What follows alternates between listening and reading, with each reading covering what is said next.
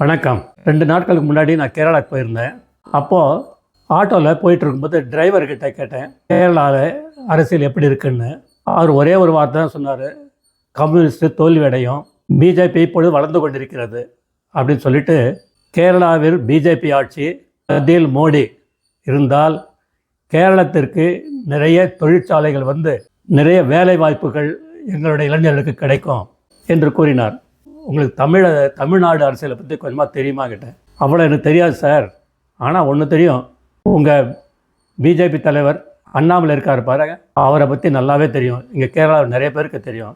தமிழ்நாட்டில் அண்ணாமலை, மத்தியில் மோடி இருவரும் இருந்தால் கண்டிப்பாக தமிழ்நாட்டில் நன்மை கிடைக்கும். ஏன்னா இப்போ பாருங்கள், எத்தனை ஆண்டுகளாக தெரியுமா கேரளா கிட்ட தண்ணி கெஞ்சுறாங்க, கர்நாடகாவில் தண்ணி இதெல்லாம் இல்லாமல் நதிகள் இணைப்பு திட்டம் கண்டிப்பாக வரும், விவசாயம் நல்லா பெருகும், தொழிற்சாலைகள் நிறைய வரும், திறமையான ஆட்சி கண்டிப்பாக கிடைக்கும்.